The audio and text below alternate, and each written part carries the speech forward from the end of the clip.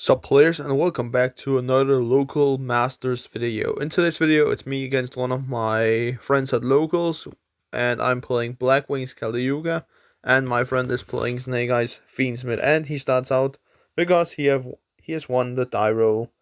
I believe that he's starting and I lost the die roll, so he begins the show. I believe that he's just quickly checking through his extra deck. Not quite sure right there.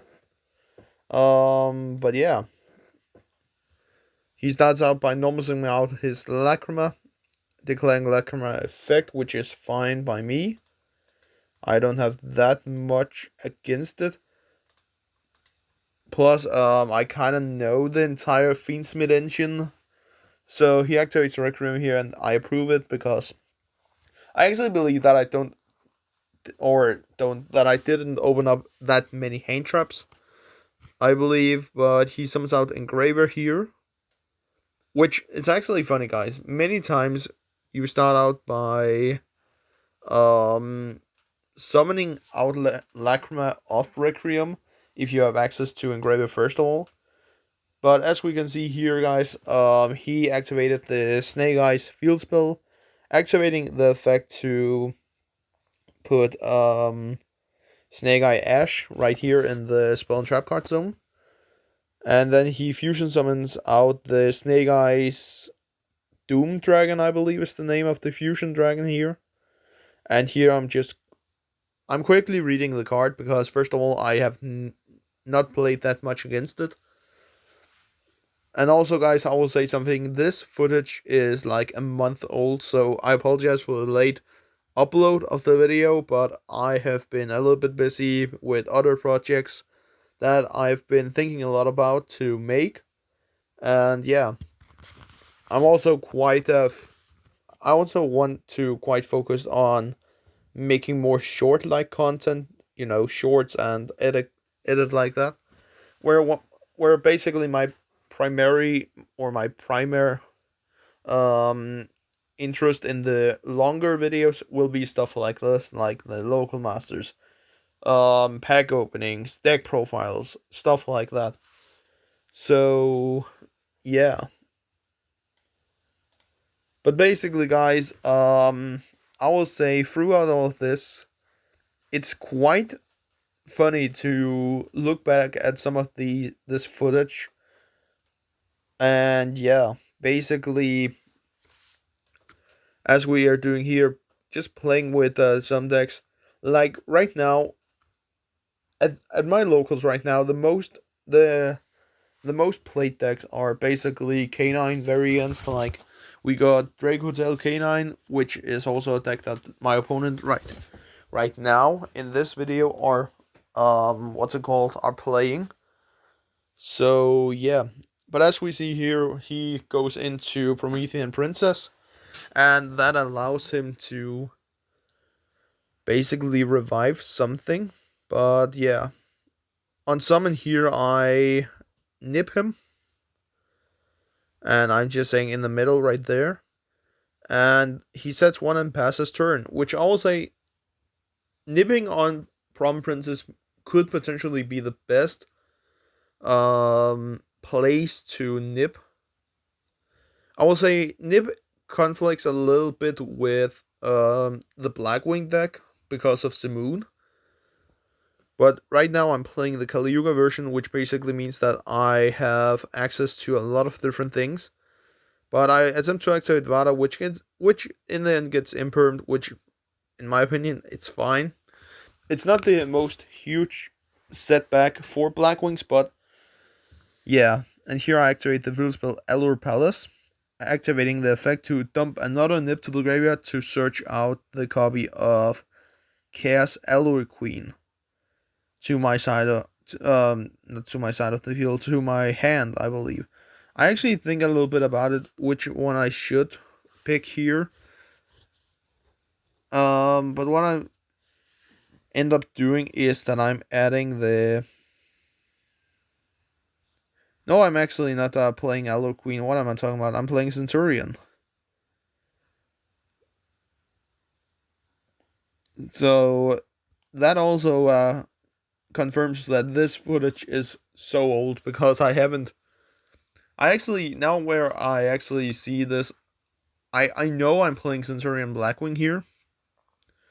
So yeah, but basically here, guys, we're summoning out the copy of nothing, I believe. I believe it's nothing. It's a little bit hard to see right here what card it is. But I'm going to special summon Shanga right here, which again, it makes sense to summon Shanga if I do have access to it. And here my, no, let's see. No, it's actually, what's it called? Full Armor Master that I summoned out here, which makes sense because I have made Trutia level 8. So that makes sense to summon out Full Armor Master in attack position, as well to swing over some of the cards like the Nibiru. And yeah, here I basically, I end my turn, I believe. And as I do that, Sequence gets summoned back to my opponent's side of the field, and I'm just checking his graveyard quickly to see what cards does he have in the graveyard. And my opponent here looks at Full Armor Master. So again, unaffected dude with 3000 attack, big bird, basically.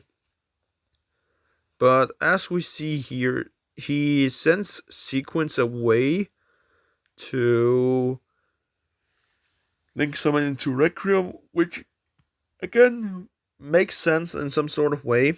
Summoning out Lacrima. Lacrima will activate here, dumping potentially another Engraver, maybe. Yeah, we are dumping another Engraver here. And then Engraver will activate, putting Sequence back into the graveyard, or into the next deck. And here I chain Cold by the Grave, targeting Requiem, but the Cold Bite gets Ghost Belt, which means that what's it called? Engraver gets summoned back and revived.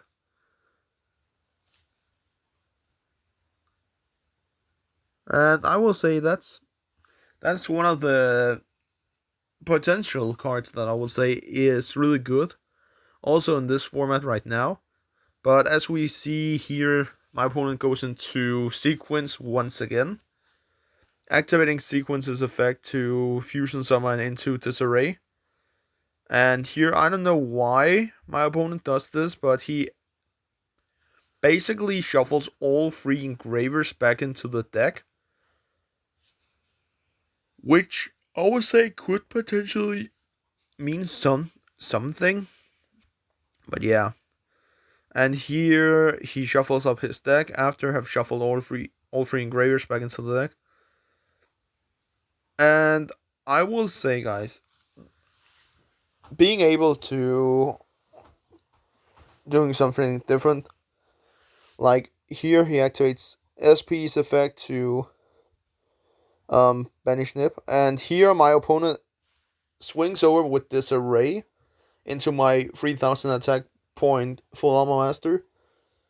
And I will say he thought that Sequence boosted Disarray's attack with 800, but it's actually Agnum Day that is the one that boosts. So, and here we talk about that he just thought about he thought that it was the one that boosted.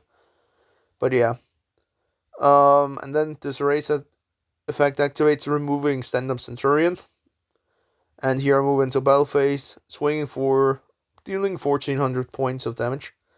And here Enormousm is popular, and I chain Imperm to negate. And at this moment, I also think that he realized that he had shuffled all 3 Engravers back into his deck. And here I draw for turn and normal summons out Vada.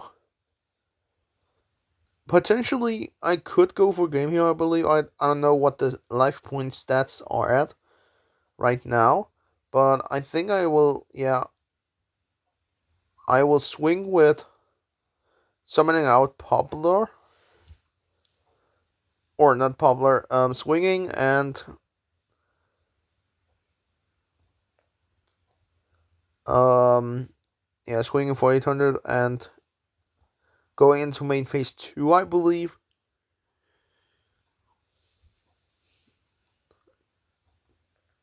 And I think that right here, I'm thinking about should I go into Blackwing Dragon? I actually think that I activated Vada, but my opponent ashes it. Ashes the Vada right here.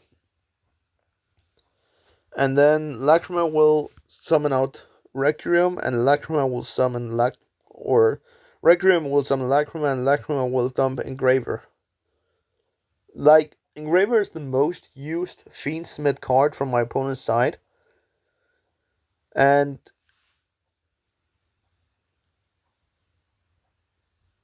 I will say it makes sense to, to dump cards like Engraver because first of all he had shuffled every single one back. And yeah, but I will say, guys, it's actually funny to see that the difference between different Blackwing engines to that I'm playing. Like, for example, in the last video that I uploaded, last local masters video, I played Centurion Black. No, I actually played purely there. And then this one I'm playing Centurion Blackwing. And right now I'm working on a Kali Yuga build for the Blackwings because I will say I know that Kali Yuga is toxic and all of that, that just negates everything. But right now it's the best version of Blackwings until we get our support, potential support in November. Which still there are 3 months. It's 3 months away, but I would say if we are getting good Blackwing support, well, I'm down for it. I'm down for everything, and I'm buying 3 copies of the structure deck. So yeah, could potentially mean that that is a really bad idea if they're giving us multiple copies of the new cards. But yeah. And here we also see that my opponent has summoned back Sequence. And my opponent are reading, not reaching. Reading Sequence. And Sequence are getting there. And I believe, yeah, my opponent scoops at this point because he doesn't have any way to swing over Full Armor Master. So we are going into game number 2.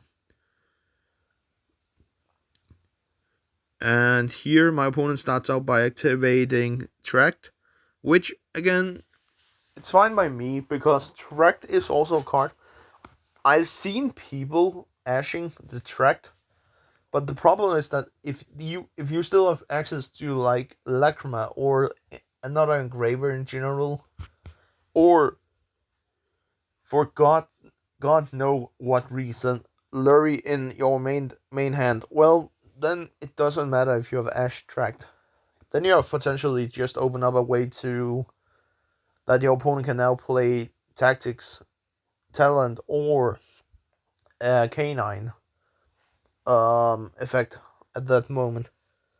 But as we see here, we have Lacrima once again, and this time my opponent dumps Paralyze and also activates Engraver to search out another tract. And Engraver potentially activates here. I don't know what's happening.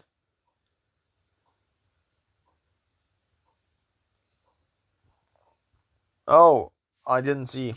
Um, I used the effect of Druid's Worm banishing Engraver, which that's something. And I will say at this moment, I actually do have a simoon, I believe. I actually believe that I do have a simoon right now. So I had the thoughts that, okay, I either way, my opponent removes the Druid Worm with potentially a Fiendsmith card, or I'm screwed up. I'm screwed in this game if they don't remove the Druid Worm because I do have a Simoon in my hand.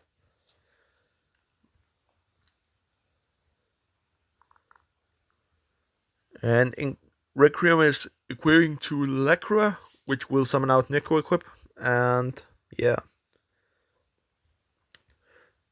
It's actually funny to see some of these cards as again, like it's funny, at my locals right now, guys, there are no Fiendsmith cards. There are no Fiendsmith anymore. Everything is just K9, Yummy, and Dracotail. And we do have a few Blue Us players. And then we have me that are going back to Blackwings once again, because now I've been a little bit on Vanquisho K9. I like the playstyle, but I want to get back to my roots, if you know what I mean. And being able, I will say, Blackwings can still compete with the meta right now. Just in my opinion, like for example, I saw recently that the Kali Effect had uploaded a video where he talks about that Blackwings is just not good right now. But again, if he haven't made any back research on the deck, well then he can say anything against any deck or about any deck. Like, for example, I know that right now Blackwings might not be in the best shape for the format because of K9 and other cards like that. But then again, I've tested a little bit with K9 Blackwings, and that is a deck, I will say. But right now, I still just feel like that the more pure Kali Yuga version is the best version. But yeah, as we have seen here, I just got a little bit off track. But as we see here, guys,